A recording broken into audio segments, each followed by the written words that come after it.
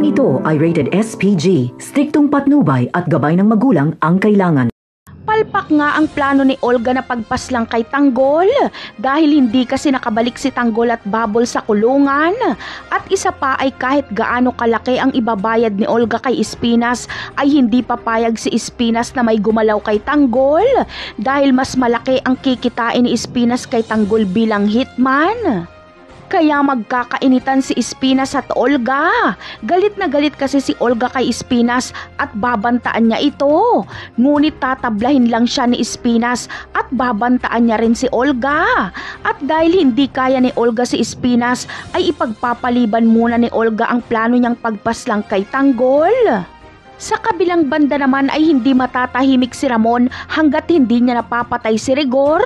Gusto niya itong makaharap ulit na hindi kasama ang impostor niyang anak para walang umawat kapag pinatay niya ito.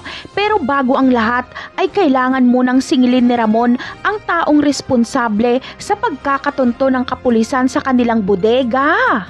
Malalaman ni Ramon na bayaw niyang si Edwin ang dahilan kaya natunto ng kanilang bodega. Kaya si Edwin ang kanyang sisingilin. Makikipagkita siya dito kasama ang grupo ni Edwin at uubusin nila ito.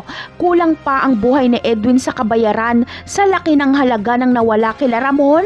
Bagamat walang laban ay manlalaban pa rin sila Edwin dahil wala naman silang pagpipilian.